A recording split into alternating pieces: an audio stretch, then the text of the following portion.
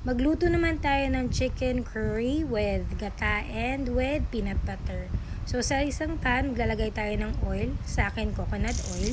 Magsasaute tayo ng sibuyas, luya at syempre bawang.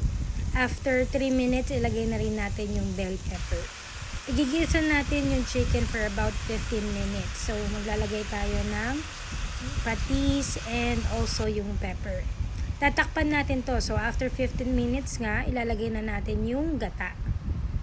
Then, maghihintay lang tayo ng siguro 20 minutes. After 20 minutes, ilalagay na natin yung preferred gulay natin, which is yung carrots and yung potato. Hayaan lang natin siya mag-simmer. Pag nag-simmer na, ilalagay na natin yung chicken curry powder at saka yung chicken cubes. Ayan. After 20 minutes, ayan na nga siya.